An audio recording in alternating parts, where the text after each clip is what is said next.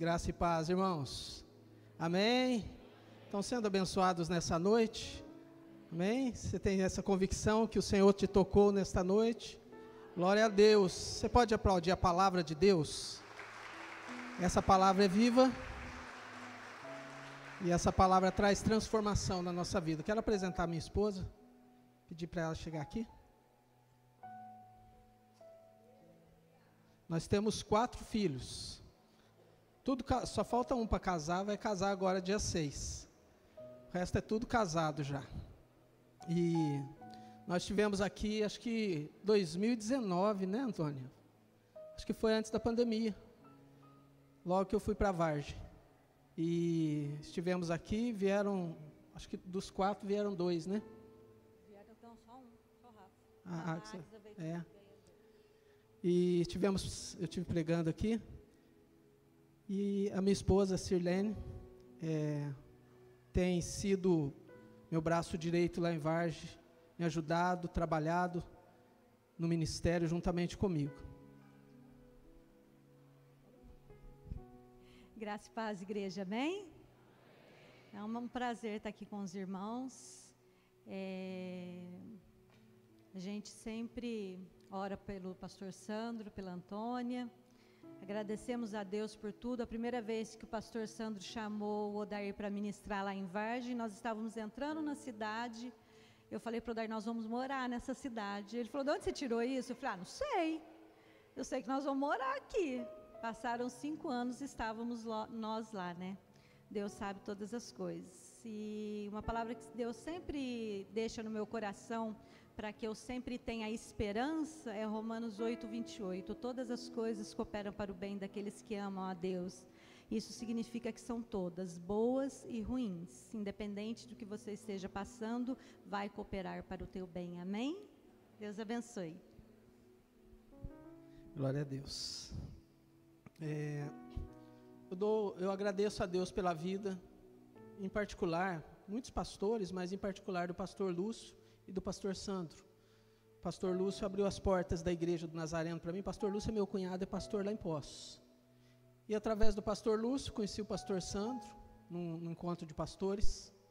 E o pastor Sandro me convidou para pregar em Vargem. Através da vida dele, né, as portas se abriram ministerialmente lá em Vargem Grande do Sul.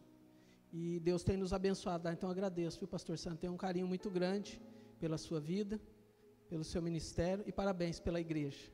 Parabéns por esse povo, essa noite tão abençoada aqui, uma quarta-feira, tantos irmãos aqui louvando, buscando a Deus, e eu tenho certeza que Deus vai falar mais uma vez conosco. O Senhor já tem ministrado e falado desde o início. Eu gostaria que você abrisse a sua Bíblia, coloque-se de pé apenas um minutinho, abra a sua Bíblia. Em Salmos, de número 20, Salmo 20, versículos 7 e 8.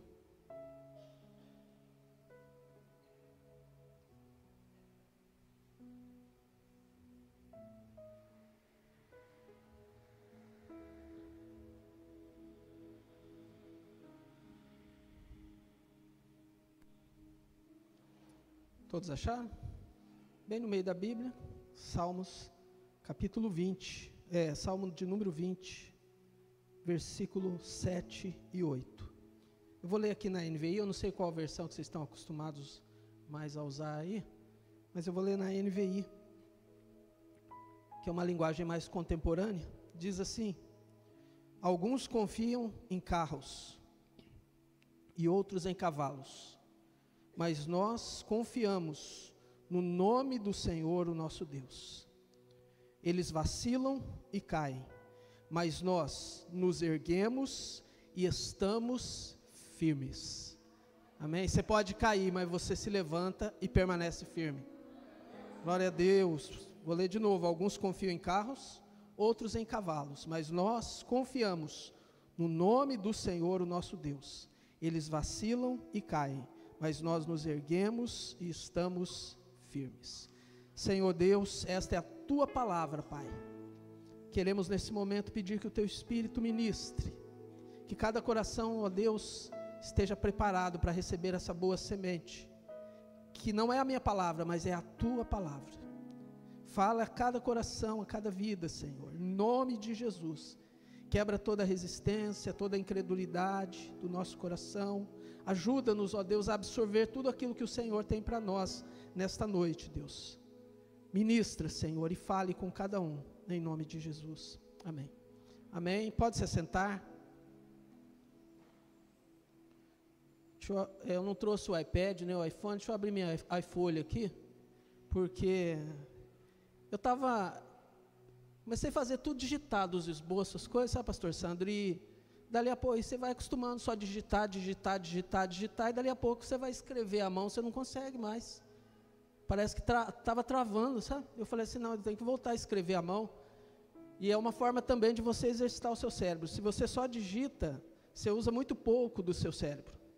Mas se você escreve, exige muito mais dos seus neurônios. Então, quando a gente acostuma só digitar, parece que os neurônios eles vão travando. Eles vão, igual músculo, né? Vai atrofiando. Então, é bom a gente voltar a escrever à mão. E eu voltei a fazer esboço à mão, por causa disso. Então, abri minha iFolha aqui, e eu quero que você preste bem atenção naquilo que eu quero falar nessa noite. O tema é esperança só em... Esperança só em... A nossa esperança está no Senhor. A nossa confiança está no Senhor. E eu quero falar de 2 episódios da Palavra de Deus, que vão mostrar pessoas confiando em outras coisas que não sejam o Senhor. Preste bem atenção, em Gênesis, capítulo 11, nós vemos a história da Torre de Babel. Todos já ouviram falar da Torre de Babel? Veja bem, aquelas pessoas ali, lá nos primórdios da história da humanidade, logo depois do dilúvio, eles resolveram, se juntaram ali na planície de Sinear. Alguns acreditam que daquela cidade, daquele lugar ali, surgiu a Babilônia. E eles decidiram fazer um empreendimento. E era um empreendimento grande. Recursos foram ali colocados, muitos recursos, tempo, energia.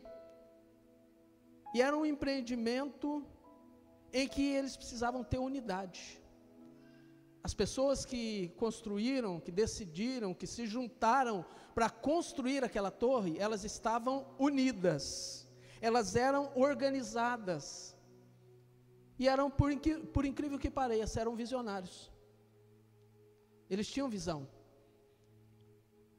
E tinha, para a época, era uma alta tecnologia, uma tecnologia de ponta ali para construir aquela torre. O projeto era grande.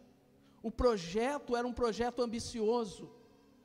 Era um projeto bem ambicioso e bem grande para a época. E eu quero abrir um parênteses aqui e dizer para você que muitas vezes os filhos da luz, os filhos de Deus, não têm a unidade, a organização, o empenho e a visão que pessoas lá fora, que não têm Deus, têm. Então nós precisamos aprender com isso, porque se nós formos visionários, formos organizados, formos unidos, formos investirmos, nos empenharmos naquilo que nos propomos a fazer, e ainda tivermos o principal, que é a bênção de Deus, imagina onde podemos chegar. Então, muitas vezes, entre o próprio povo de Deus, entre as próprias pessoas que acreditam, que confiam em Deus, falta o quê? Falta unidade. Um puxa para um lado, o outro puxa para o outro. Um quer uma coisa, outro quer outra. Não há organização, não há planejamento, não há empenho. E aquelas pessoas ali, elas decidiram juntas investir recursos, tempo e energia. E veja bem, abra sua Bíblia lá em Gênesis, vai lá no comecinho da Bíblia, Gênesis capítulo 11. Gênesis capítulo 11.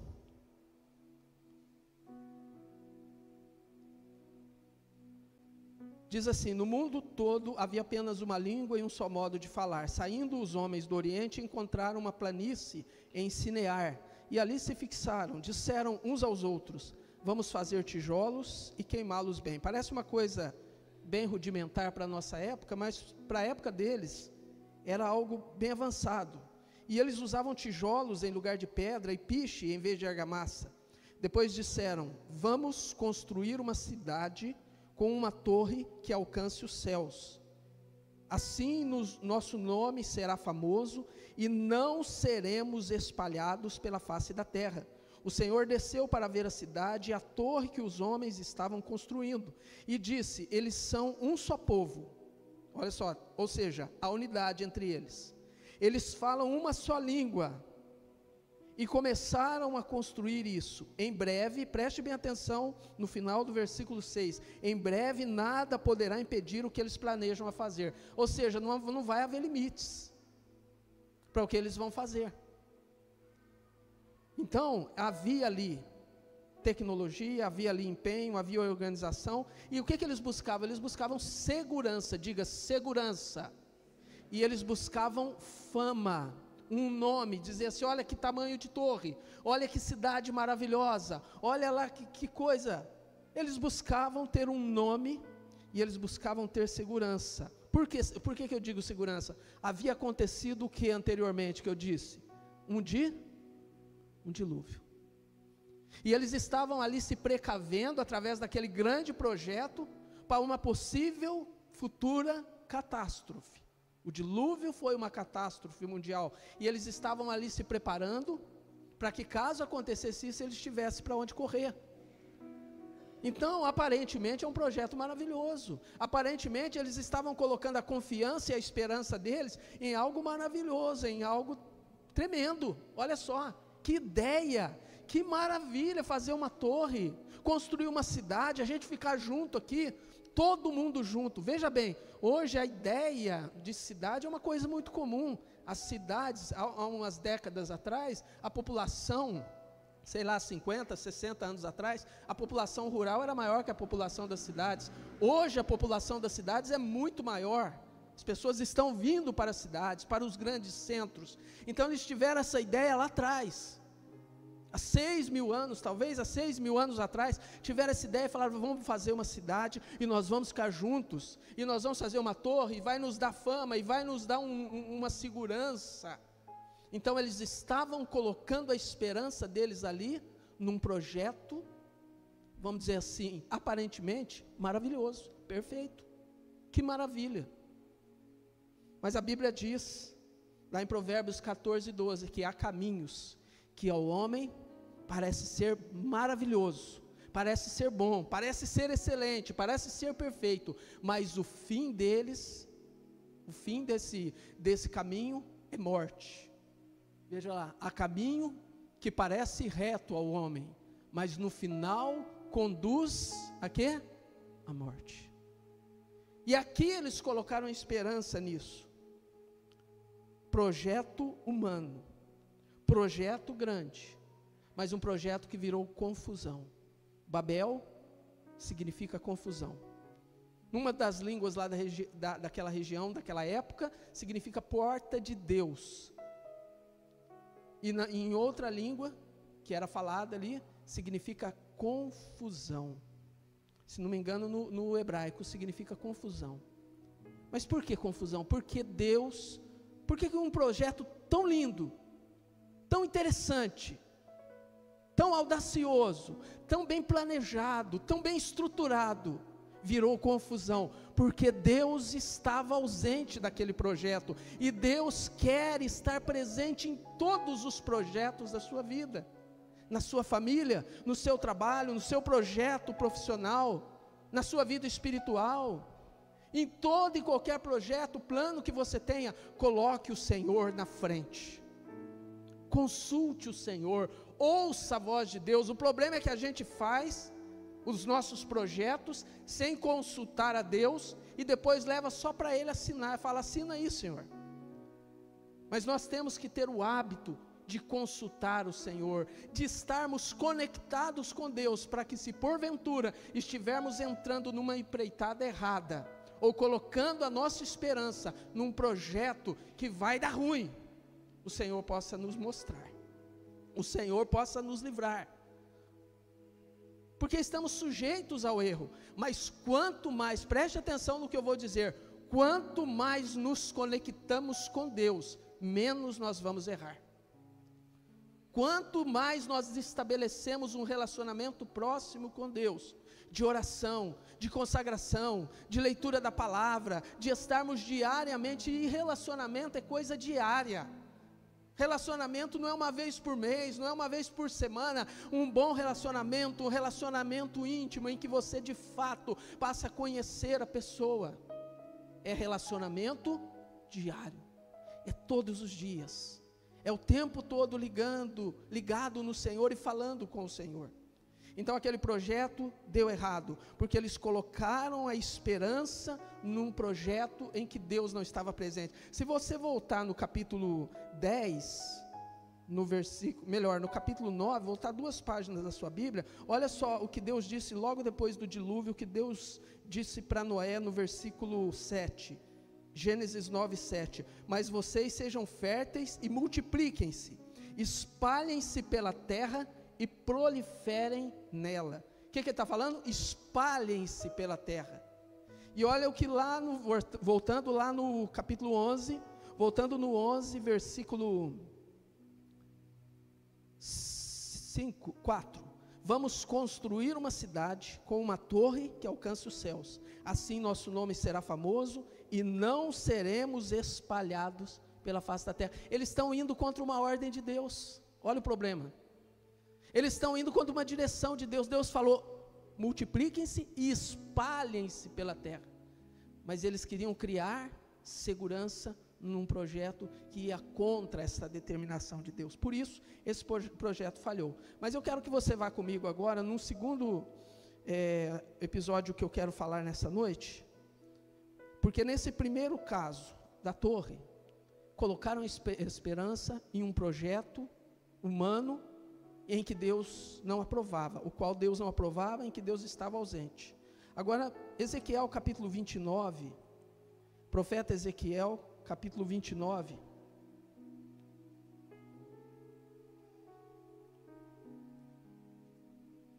antes de lermos Ezequiel capítulo 29, antes de lermos,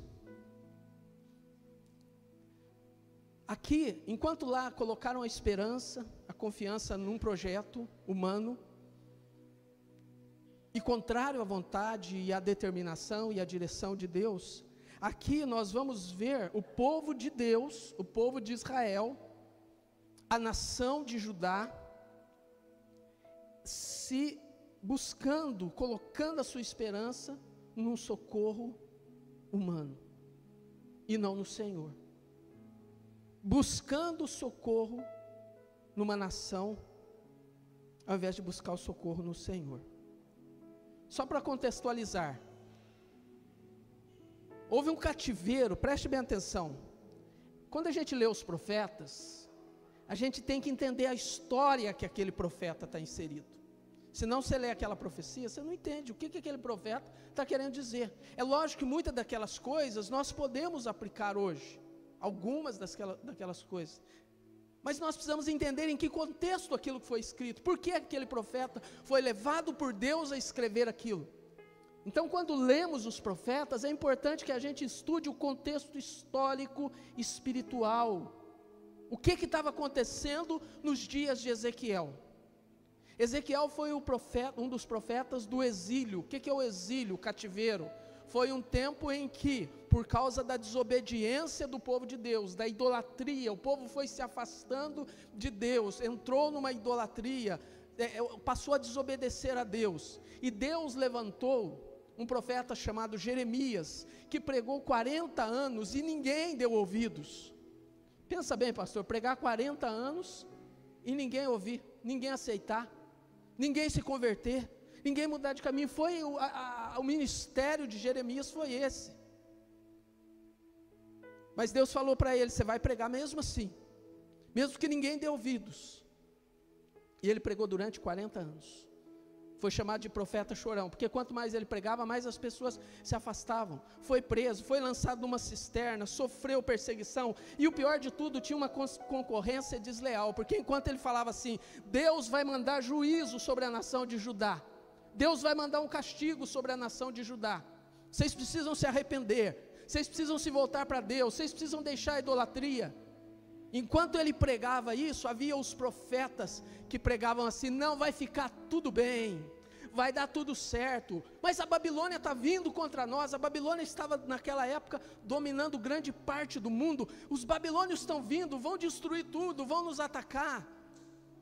E enquanto Jeremias fazia esse alerta, outros profetas diziam assim: não, vai ficar tudo bem, fica tranquilo que vai dar tudo certo. Jeremias pregou 40 anos, e um pouco antes desses 40 anos, o que aconteceu? A Babilônia veio e levou, em torno do ano 600 a.C., levou a nobreza para a Babilônia, tirou de Jerusalém e levou a 1000 e tantos quilômetros para a Babilônia, onde hoje é o Iraque. Levou aqueles nobres, aqueles jovens da nobreza, jovens estudados, jovens que tinham aparência, que tinham estudo, que tinham cultura, levou aqueles jovens, tirou o cérebro da nação de Judá e levou para a Babilônia. E quem que foi nessa leva? Daniel, profeta Daniel, com 17 anos.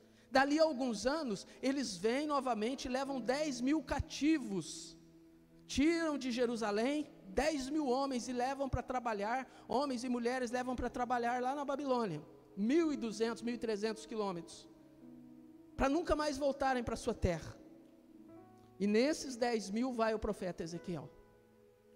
E depois de 10 anos que Ezequiel estava lá na Babilônia, depois de 10 anos, havia uma esperança no povo que ficou lá em Jerusalém, de que viria uma ajuda para eles. Jerusalém ainda não tinha sido destruída, viria uma ajuda para eles.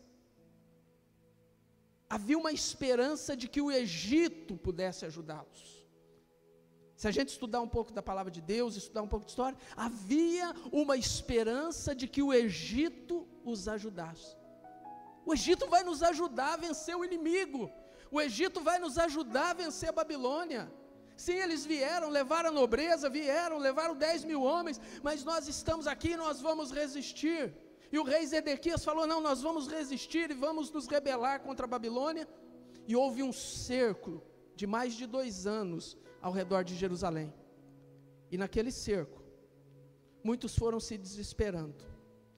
E o povo começou a falar: o Egito vai nos ajudar, nós vamos fazer uma aliança com o Egito vai nos ajudar, é o Egito, a nossa esperança é o Senhor? Não, a nossa esperança é o Egito, o Egito é poderoso, tem o Nilo no Egito, tem os faraós no Egito, eles têm um exército maravilhoso, é o Egito que vai nos ajudar. Então eles puseram a sua esperança numa nação. Daniel já estava na Babilônia, Ezequiel estava na Babilônia, Jeremias ainda sofrendo ali em Jerusalém. Jeremias era mais velho, Daniel e Ezequiel tinham a mesma idade, os dois. E fazia 10 anos que Ezequiel estava na Babilônia. Jerusalém ainda não tinha sido destruída, e ele ficou sabendo que a cidade foi cercada.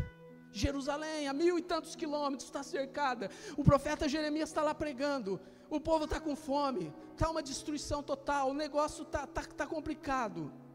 E olha só no capítulo 29 de Jeremias, você vai ver que nos capítulos 29, 30, 31 e 32, são profecias que Deus levanta contra o Egito. Deus usa Ezequiel, que estava lá na Babilônia, para trazer profecias, palavras de juízo contra o Egito, e uma advertência. Versículo 6, então, todos os que vivem no Egito saberão que eu sou o Senhor. E aí Deus se volta para o Egito, através do ministério de Ezequiel, e diz: você tem sido um bordão de junco para a nação de Israel. O que é um bordão de junco? Um bordão é uma bengala que alguém usava para se firmar. E o bordão nunca era feito de junco. Por quê? Porque junco é tipo de um bambuzinho, alguma coisa que ele é frágil. Ele é frágil, dava as margens do rio ali, principalmente as margens do rio Nilo, do rio Jordão. O junco, ele era usado para fazer muitas vezes uma flauta. Para fazer uma flauta ele ia bem, mas para ser um bordão em que você possa se apoiar, o junco não serve. O junco é frágil.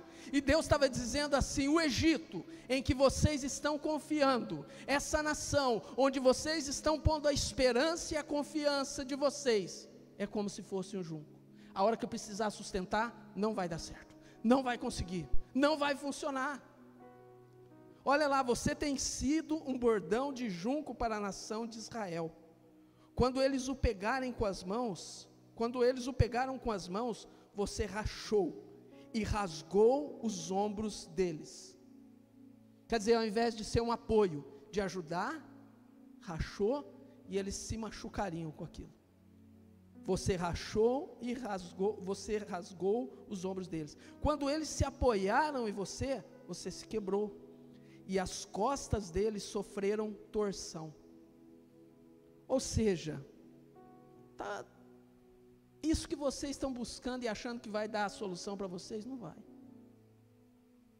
A esperança de vocês tem que estar no Senhor, e não numa nação, e não num político, e não num projeto de governo, e não, sei lá, numa grande instituição, numa organização.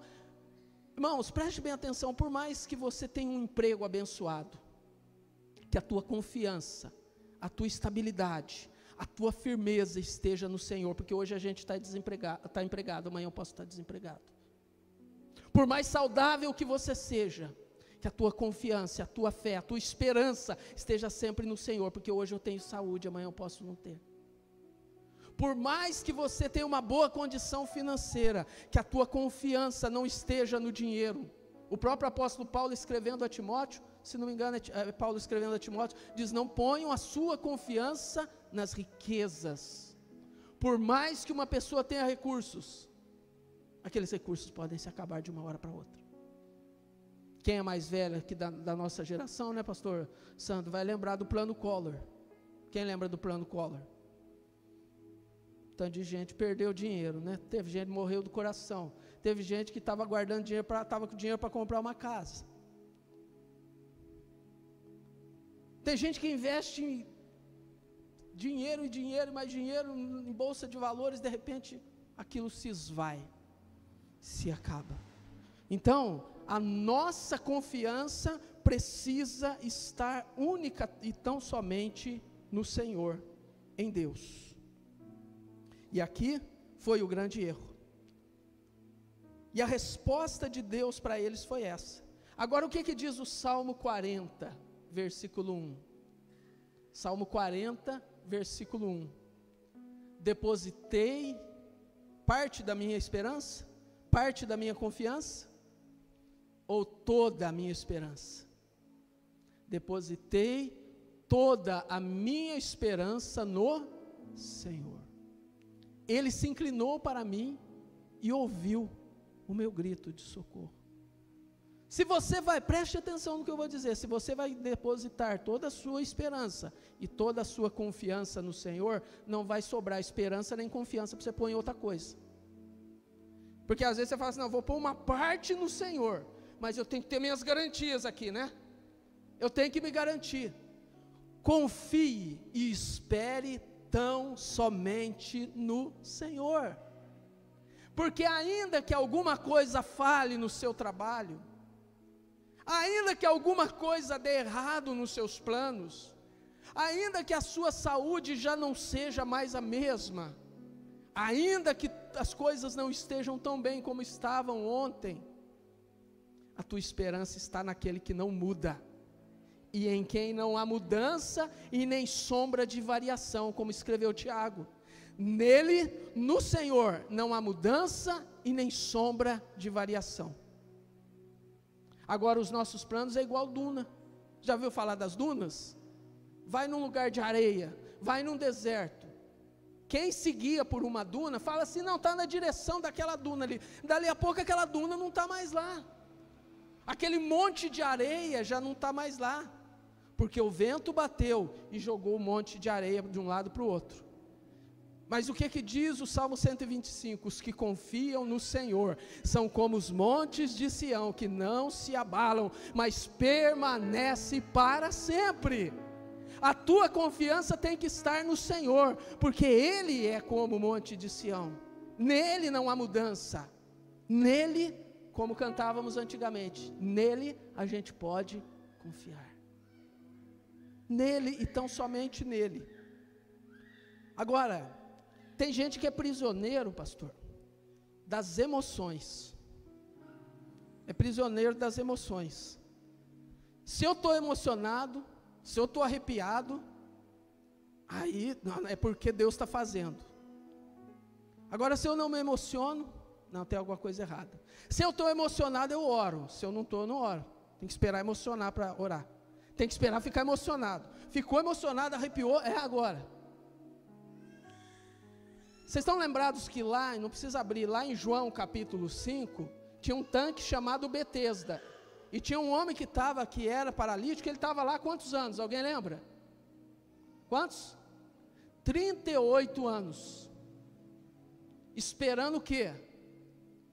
Diz que vinha um anjo e movimentava a água. E ficava cheio de gente doente lá. E a hora que movimentou a água, o primeiro que caía no tanque, acreditava que ia ser curado. Há várias teorias sobre isso aí. Se era uma superstição, o que era. Mas o fato é que a pessoa ficava ali dependendo de algo aleatório, que podia acontecer hoje, ou podia demorar 10 meses, ou 10 anos para acontecer. Assim como as nossas emoções têm altos e baixos. Não tem dia que você levanta e fala assim, hoje é o dia, hoje eu estou animado, hoje eu vou arrebentar. E tem dia que você levanta meio para baixo, meio desanimadão. Porque a gente tem nossos altos e baixos. Mas quando nós confiamos no Senhor, e aí o que Jesus chegou ali e falou assim, é como se Jesus tivesse dito, você não precisa depender disso aí. E eu digo para você hoje, meu irmão, nós andamos, como diz a palavra de Deus, pelo que vemos ou pelo que cremos? Você anda pelo que você vê ou pelo que você crê? Pelo que cremos. Não andamos pelo que vemos, mas pelo que cremos. E não andamos também pelo que sentimos, mas pelo que cremos. Então não seja prisioneiro das emoções.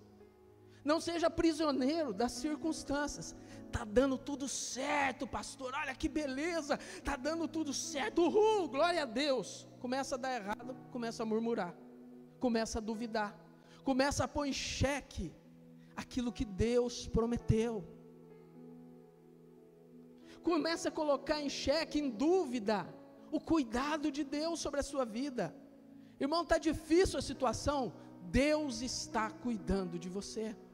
Deus está cuidando da sua família, não importam as circunstâncias. Então não seja refém das circunstâncias. Abacuque, ele aprendeu a não ser refém das circunstâncias. Ele começa o capítulo 1 lá em Abacuque dizendo assim, Deus, olha o que está acontecendo, olha a situação como é que está dando tudo errado, olha a injustiça, está tudo de cabeça para baixo, o Senhor não vai fazer nada, Deus.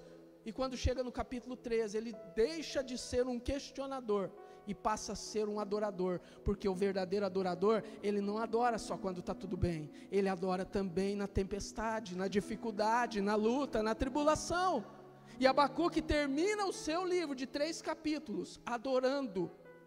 Do capítulo 1 para o capítulo 3, aparentemente, exteriormente não mudou nada, mas mudou no coração e na mente de Abacuque. Como ele termina o capítulo 3, versículo 17, pode colocar lá por favor, Abacuque 3, 17, acho que é 17 e 18. Mesmo que a figueira não floresça, e se a figueira não floresce, não tem figo, não haja fruto na videira, e se não tem fruto na videira, não tem uva, não tem vinho, mesmo que a safra de azeitonas decepcione, aí não vai ter azeite, e os campos não produzam alimento, não vai ter pão, mesmo que não haja ovelhas nos currais, nem bois nos campos, ainda assim, nos estábulos, ainda assim eu exultarei no Senhor e me alegrarei no Deus da minha salvação. Coloca mais um versículo.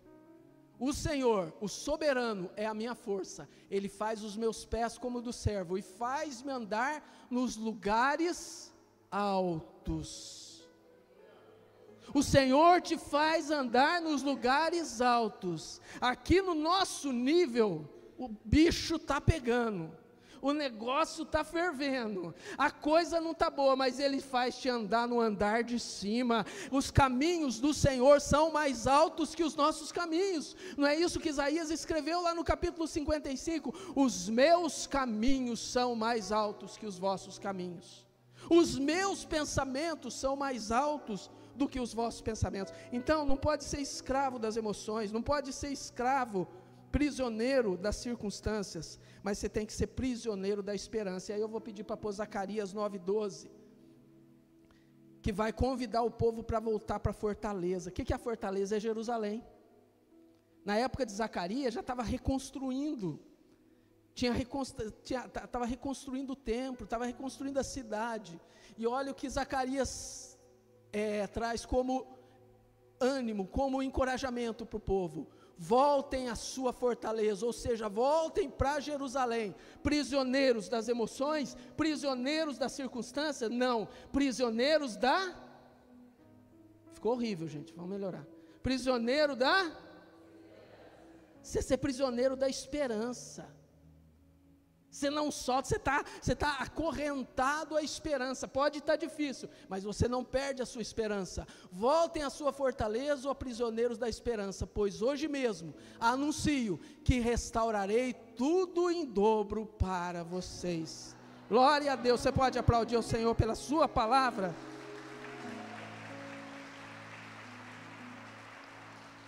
Irmãos, a gente quer ter o controle de tudo, mas tem hora que não está na nossa mão. O controle da TV você consegue ter, dá uma briguinha em casa. Quem gosta de ficar com o controle lá? Não sei nem se vocês gostam de TV, mas tem um que gosta de ficar com o controle na mão. Ela já olhou para mim porque eu vou contar a história dela, o que ela fez. Você pode ter o controle da TV, você pode ter o controle do portão eletrônico da sua casa, mas você tem o controle do semáforo? Você está com pressa, parou no semáforo, está vermelho, eu estou com a pressa, aí você abre o semáforo para você passar? Alguém aqui tem o controle do semáforo? Um dia ela achou que tinha, sabe, ela estava tão... Nós paramos no semáforo, ela pegou o controle, agitada, sabe, TDAH, essas coisas. Ela pegou o controle do portão e apertando, eu falei: o que você está apertando? Aí, eu falei: não é possível. Mas a ânsia, a pressa, a ânsia de ter o controle de tudo. Queremos ter o controle, mas o Senhor é quem está no controle. E aí você fica tranquilo. Você fica tranquilo. Relaxa. O Senhor é fiel. Ainda que você passe por lutas, tribulações, dificuldades, a tua esperança e a tua confiança está no Senhor. Está no Senhor. O Salmo 137:4, quando o povo estava no cativeiro, vai dizer assim: como nós podemos cantar? Alguém que estava lá escreveu: como poderíamos cantar as canções do Senhor em uma terra estrangeira? Como? Nós fomos arrancados da nossa terra, levados para a Babilônia, como que nós vamos cantar aqui? O pessoal levou eles para lá, falou: canta agora aqui. Canta. Vocês não cantavam lá em Jerusalém, na igreja? Vocês não cantavam lá no templo, na igreja de vocês? Na casa de vocês, na terra de vocês? Agora vocês estão a 1.200 quilômetros, vocês nunca mais vão voltar para lá, nós temos vocês para cá para trabalhar de escravo. Canta agora. E o Salmo 137 diz que eles penduraram as harpas nos salgueiros. São árvores, é um tipo de árvore. Penduraram as harpas, falando: não vão cantar mais. E eles falavam: canta. Vocês não cantavam lá? E o salmista pergunta: como poderíamos cantar as canções do Senhor em uma terra estrangeira? E hoje, talvez você pergunte: como eu posso cantar nessa situação que eu estou vivendo, pastor? Como que eu posso cantar nesse momento que eu estou vivendo? Mas o verdadeiro adorador, que não perde a sua fé, a sua confiança e a sua esperança no Senhor, ele canta na bonança, mas ele canta também na tribulação. E o Salmo, eu quero terminar lendo o Salmo 126, dos versículos 4 a 6. Senhor, restaura-nos como as correntes do Negueb. Tem uma versão que diz assim: traz-nos de volta novamente do cativeiro.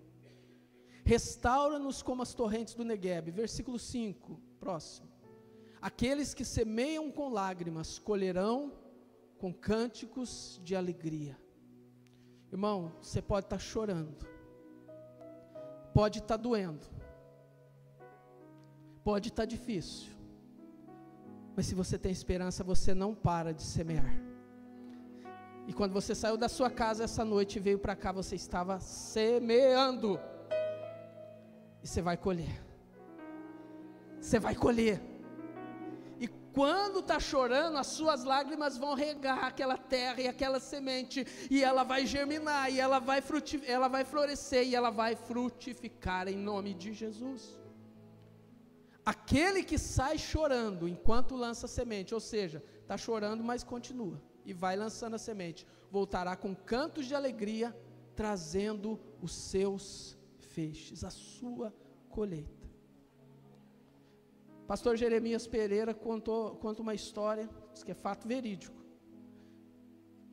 de uma senhora que estava limpando o apartamento dela, fazendo a faxina com o aspirador para lá para cá, e ela tinha um canarinho que cantava que era uma beleza, ficava ali a gaiola dentro do apartamento, o passarinho cantava, coisa mais linda do mundo. Tocou o telefone, ela deixou o aspirador ligado lá e foi atender o telefone. A hora que ela voltou, ela foi pegar o aspirador, olhou na gaiola, cadê o passarinho? Cadê o meu canarinho? Que cantava tão bonito. Deve estar dentro do aspirador. O aspirador caiu com a ponta do aspirador na gaiola. O passarinho que estava lá feliz, igual a gente, né? Às vezes a gente está feliz cantando, quando vem, algo nos suga. Uma situação nos engole. Abre o aspirador, o passarinho está lá quase morto. E ela pega o passarinho e tem que salvar. O passarinho está morrendo, faz respiração boca-bico, né? Respiração boca-bico e salva o passarinho. Voltou a vida o passarinho, glória a Deus. Só que o passarinho não cantava mais, porque ele engoliu tanto pó que ele não conseguia cantar mais. E talvez hoje, meu irmão, você tenha engolido, nestes tempos, você tenha engolido tanto pó, que você não está conseguindo cantar mais. Mas se a tua esperança é o Senhor, Ele quer te fazer voltar a cantar, a celebrar e adorar o nome do Senhor. Você pode aplaudir ao Senhor, você pode louvar o Senhor. Posso orar, pastor? Fica de pé um minuto e peça para o Senhor colocar um novo cântico nos teus lábios. A nossa esperança é o Senhor. Fecha os teus olhos. Fala: Senhor, vem restaurar minhas forças, a minha esperança, a minha fé, o meu ânimo. Quando eu me deparar, Senhor, com situações que estão me engolindo, me devorando, eu possa continuar cantando, eu possa cantar mais forte ainda, eu possa adorar mais forte ainda, eu possa glorificar o meu Deus, porque a minha esperança não está no projeto humano, a minha esperança não está numa torre, a minha esperança não está numa empresa, não está num homem, não está num projeto humano, não está numa nação, não está em mim mesmo, a minha esperança está no Senhor. Aleluia. Romanos, Paulo escrevendo aos Romanos 15:13, ele diz que o Deus da esperança os encha de toda alegria e paz por sua confiança nele, para que vocês transbordem de esperança pelo poder do Espírito Santo. Sabe o que nos faz transbordar de esperança? É a palavra de Deus e o Espírito Santo de Deus. levanta as suas mãos e diz: Senhor, renova-me, renova a minha esperança, renova as minhas forças, renova o meu ânimo. Deus, vem nesta noite levantar o caído, o abatido, aquele que se sente nada, que se sente fracassado, o derrotado, que toda seta que o inimigo tem lançado para destruir, para desanimar, para paralisar o teu povo, os teus filhos, ó Deus, não prevaleça, meu Pai, mas traz a tua presença neste lugar mais uma vez, ó Deus.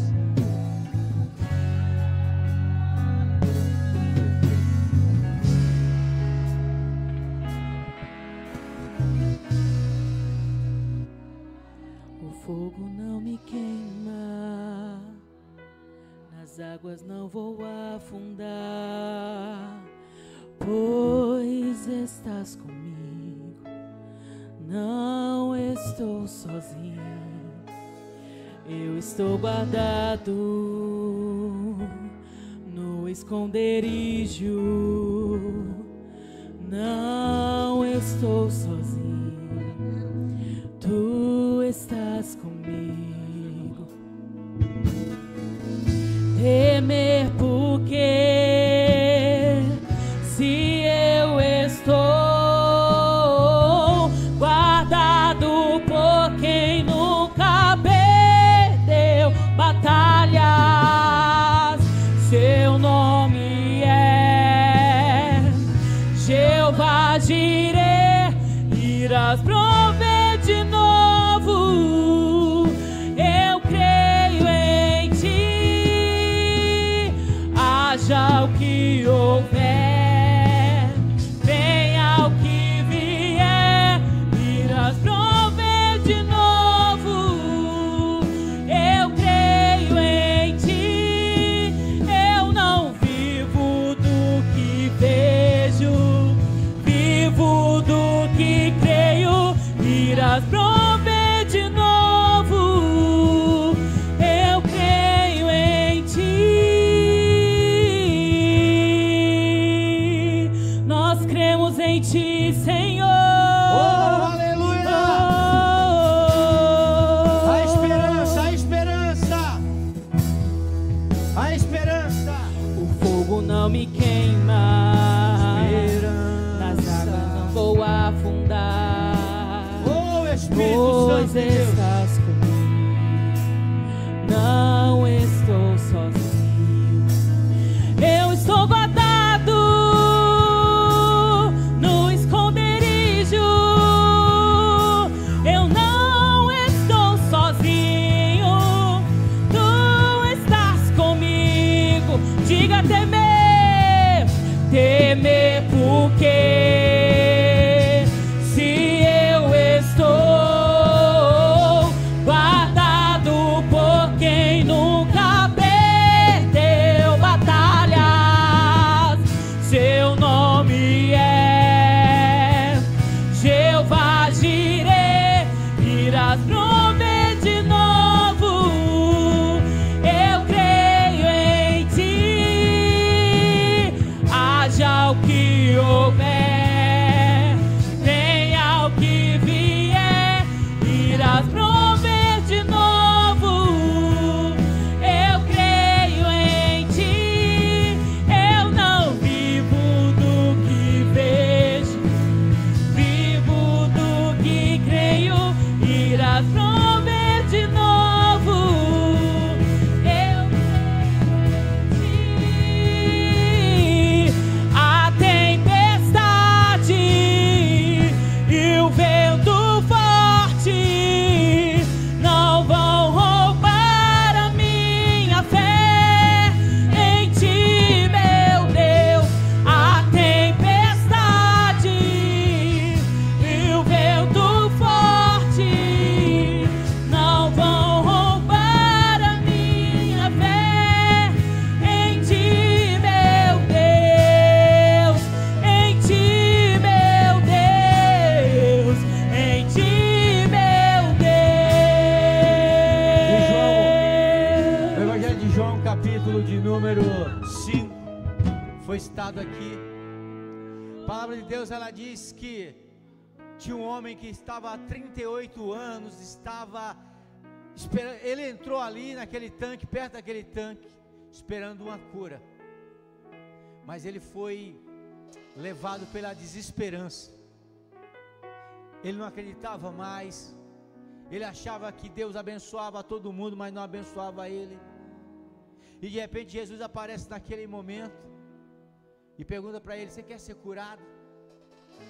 Ele olha para Jesus e ele diz: Senhor, eu estou sem esperança, porque toda vez que a água se move, vem alguém, entra antes de mim. Você já teve essa sensação que todo mundo é abençoado e parece que você não é? Parece que Deus abençoa todo mundo e não abençoa você. Mas deixa eu falar uma coisa para você: o mesmo Jesus que estava ali com aquele paralítico, disse para ele: olha, você quer ser curado? Pega o teu leito e anda. É o mesmo Jesus que está aqui nessa noite, aleluia, acima de toda tempestade, aleluia, acima de todo o problema. Ele está dizendo: olha, tenha esperança, porque eu estou aqui nessa noite para mudar a tua vida, aleluia. Então não deixe a tempestade, não deixe nada que venha te pedir. Vamos repetir o refrão. A tempestade. Levante a sua mão, profetizando. Forte, não vão roubar. Não vão roubar a minha fé. Com fé, com fé, com fé. A tempestade, a tempestade. A tempestade e o vento forte não vão roubar a minha fé. Em ti, meu Deus, em ti, meu Deus, em ti, meu Deus.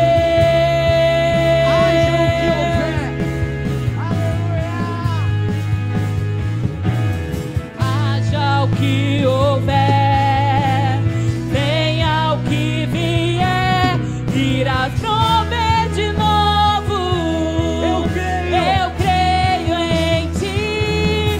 Eu não vivo do que vejo, vivo do que creio.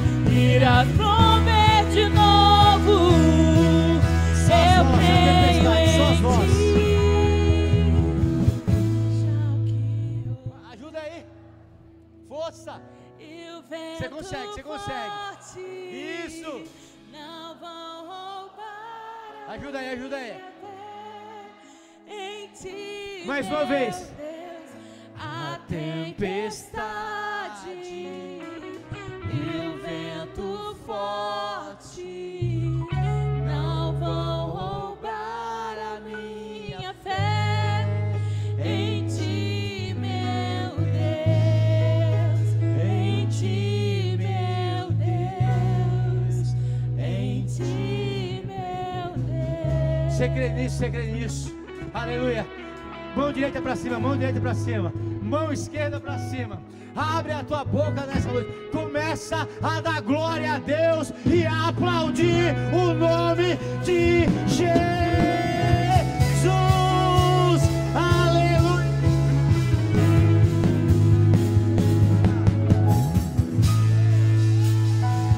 Glória a Deus. Glória a Ele, glória a Ele. Aleluia. Você foi abençoado nessa noite. Amém. Pastor Daí, Deus abençoe sua vida, sua casa e, como diz o Fabinho, a sua caminhada. Glória a Deus. Quarta-feira que vem, pastor Zé Roberto foi o pastor que Deus deu a visão dele trazer a igreja para esse lugar. E nós estamos caminhando no teto, né, construindo no teto aonde Ele deixou para nós. Ele vai estar ministrando aqui a palavra de Deus.